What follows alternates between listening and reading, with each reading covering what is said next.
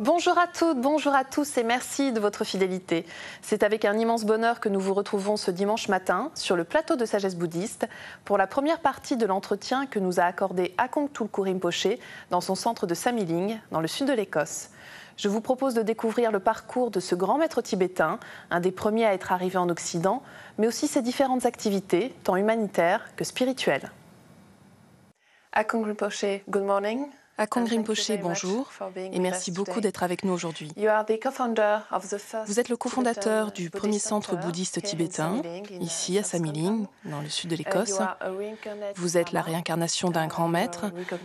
Vous avez été reconnu à l'âge de 2 ans, puis à l'âge de 4 ans, vous avez été éduqué, comme lama, tulku, comme médecin aussi.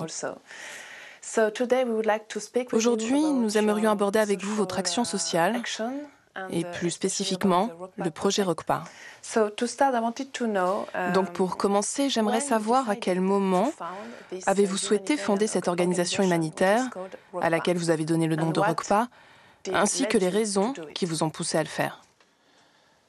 L'organisation Rokpa, je l'ai fondée il y a plus de 30 ans.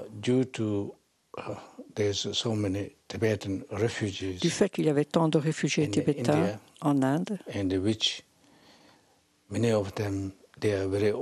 une bonne partie d'entre eux étaient très âgés.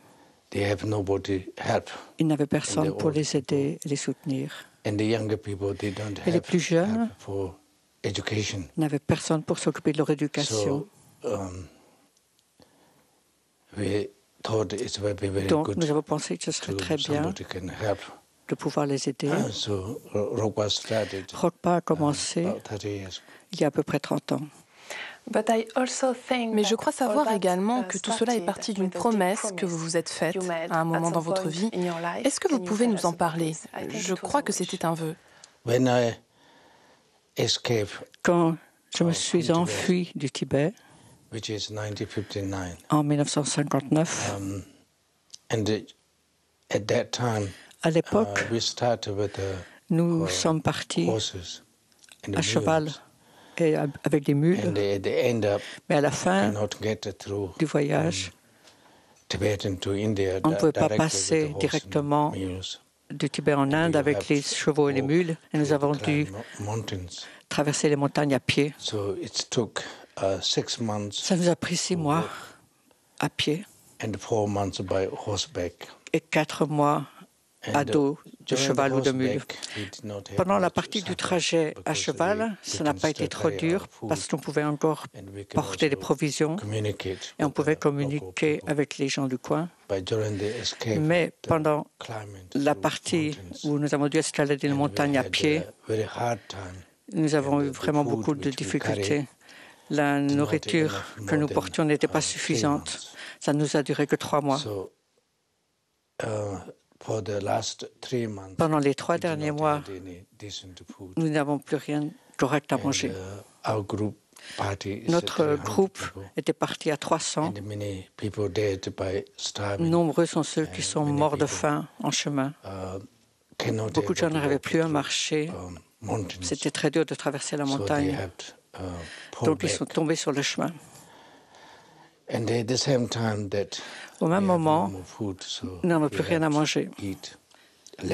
Nous avons dû manger, faire cuire le cuir de nos chaussures pour se sustenter, tout ce qu'on pouvait trouver, qu'on pouvait manger. Nous avons fait ça pendant 2 mois pour survivre. Puis finalement, on n'avait même plus de cuir à faire bouillir. Il ne nous restait plus que de l'eau à boire.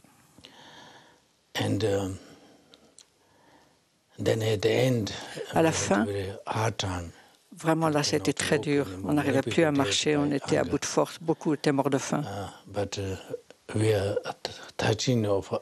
Nous n'étions plus que 13 à ce moment-là, à la fin.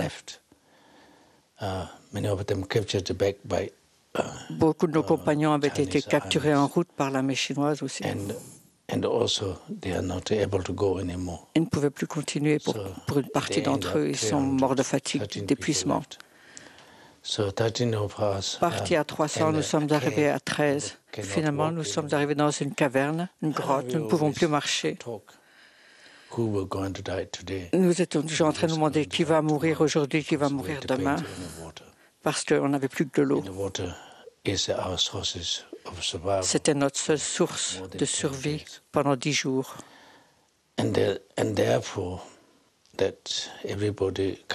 Donc, tout le monde se disait, qu'est-ce qu'on a fait? On faisait un peu le bilan de notre vie. Et si je ne vais pas mourir aujourd'hui, qu'est-ce que je ferai à l'avenir?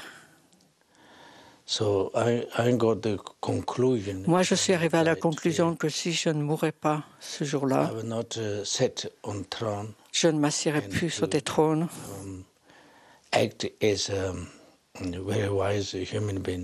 et jouer les êtres avisés et très sages sous les traits d'un tout le coup, mais je resterai pour aider, pour donner à manger aux gens. Parce que nous avions encore beaucoup de choses rares et précieuses que nous portions, des pièces d'or. À nous 13, nous avions encore beaucoup d'objets précieux, mais il n'y avait rien à manger. Quand on est proche de la mort, on se rend compte que la seule chose dont un être humain a besoin, c'est à manger, quelque chose qui lui permette de survivre. Et ce qu'on a besoin, en plus de cela, ce dont on a besoin, c'est une éducation. Parce que ça vous aide à vous en tirer partout où vous irez. C'est mieux qu'une pierre précieuse. Si vous avez des bijoux, des joyaux, même si vous avez des difficultés pendant de nombreuses années, vous pouvez en sortir. Vous pouvez vous en sortir si vous avez une éducation. Donc, il faut avoir les connaissances, c'est très important. J'ai donc décidé de créer une organisation caritative plus tôt. C'était un peu la priorité de mon travail. C'était l'engagement que j'ai pris à ce moment-là. Et il s'est trouvé que des chasseurs du coin nous ont trouvés dans la grotte où nous dormions. Ils nous ont donné à manger. C'est ce qui nous a permis de survivre grâce à ces chasseurs du coin. Toute l'organisation caritative est partie de l'idée de nourrir les gens et de leur donner une éducation. Et c'est ce jour-là que j'ai pris cette décision. Cette décision pour moi était très précieuse. En 1963, je suis venu en Angleterre avec mon ami Chogyam Trungpa, qui est très connu. Il fallait que l'un d'entre nous travaille pour gagner notre vie, donc j'ai décidé de travailler à l'hôpital.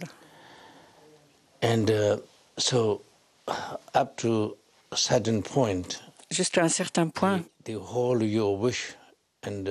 tous mes souhaits de travailler pour une organisation caritative ont disparu, évidemment, parce qu'on doit travailler pour survivre, pour gagner son pain. Alors, en 1967, le centre a été établi en Écosse et je suis venu m'établir là. Et c'est vrai que j'ai un peu oublié mon engagement originel. Mais un jour, quand nous avons commencé à construire ce monastère, une personne est venue me voir. Elle m'a dit, « Qu'est-ce que vous faites là ?» J'ai dit, « On construit un monastère. » À cette époque-là, il y avait beaucoup de Vietnamiens, les Boat People, qui s'étaient enfuis. Et on m'a dit, vous êtes bouddhiste? Et la personne m'a dit, mais il y a tellement de gens qui viennent de s'enfuir du Vietnam. Est-ce que vous faites quelque chose pour les aider? J'ai dit non, non. Et mon interlocuteur m'a dit, mais puisque vous êtes bouddhiste, ça ne serait pas mieux de s'intéresser aux gens qu'un temple que vous allez construire qui va vous coûter $1 demi-million de livres? Mais bien qu'il ait été construit uniquement par des bénévoles, c'est vrai que ça m'a fait un sursaut dans la mémoire. Au départ, j'étais un petit peu choqué. Je me suis dit, mais ça ne le regarde pas. Mais finalement, je me suis dit que ça a été le déclencheur. Parce que c'est vrai, j'avais oublié cet engagement que j'avais pris initialement. Donc finalement, je lui ai été très reconnaissant. J'ai commencé à vraiment m'investir pour mettre sur pied une organisation caritative. Rinpoche, quel est le but de cette organisation? Je crois que les points les plus importants de cette organisation, c'est la préservation de la culture tibétaine. Tous les enfants que nous parrainons au Tibet, ils doivent recevoir une éducation essentiellement tibétaine à la base, parce que s'ils n'ont plus la langue tibétaine, il n'y aura plus de culture tibétaine. Donc, je cherche à aider les orphelins, en particulier, à apprendre le tibétain, premièrement, fondamentalement. Au moins cela. Les autres points essentiels de notre action, ce sont des soupes populaires partout où c'est nécessaire. Et puis, nous avons des programmes d'environnement, des programmes d'éducation. Et la préservation des lieux historiques de grande valeur. Par exemple, là où est né le 16e Karmapa, aussi nous avons essayé de conserver la culture des plantes médicinales tibétaines. Au Tibet, nous essayons aussi partout de préserver la langue tibétaine. Si c'est au Zimbabwe que nous aidons, nous essayons de préserver la langue locale du Zimbabwe. Chaque culture devrait conserver sa propre langue. ROKPA est donc maintenant une très grande organisation. Vous agissez dans toutes les parties du monde, en Afrique, au Tibet, comme vous venez de le mentionner, au Népal. Mais vous avez également souhaité promouvoir une action de proximité, comme mettre en place ici à Glasgow une soupe populaire. Pourquoi est-ce si important pour vous d'agir ici, d'aider les gens en Écosse? Je crois que mon travail, c'est d'aider partout où quelqu'un souffre. Je ne suis pas un politicien. Je ne peux pas changer le monde et la façon dont vivent les gens, mais je peux les soulager temporairement de leur souffrance. Une soupe populaire ne les libère pas de leur souffrance. Bien sûr, je le sais. Les gens me disent pourquoi pourquoi vous faites ça? Les gens vont devenir paresseux, passifs, ils attendent quelque chose de vous. Ils devraient aller travailler, mais ce n'est pas mon affaire. Moi, je regarde à leurs besoins d'aujourd'hui. Et quiconque souffre quelque part, j'essaie de les aider. Comme moi, ça m'est arrivé quand je n'avais rien à manger. Si quelqu'un m'avait dit « Pourquoi tu ne travailles pas? Pourquoi tu dors dans une caverne? Va donc essayer de chasser pour te procurer à manger. » Si on m'avait dit ça, ça ne m'aurait pas aidé. Et je constate la même chose. Je respecte les gens, qui que ce soit qui a besoin de manger. Je ne le regarde pas de haut. Je respecte cette personne. Chacun souffre d'une manière différente et je respecte cela et je les nourris. Ça fait partie de l'offrande que je leur fais. Et c'est mon but. Soulager la souffrance à ma façon, partout où elle est subie. Merci beaucoup, Rinpoche, d'avoir été avec nous aujourd'hui. Je vous en prie.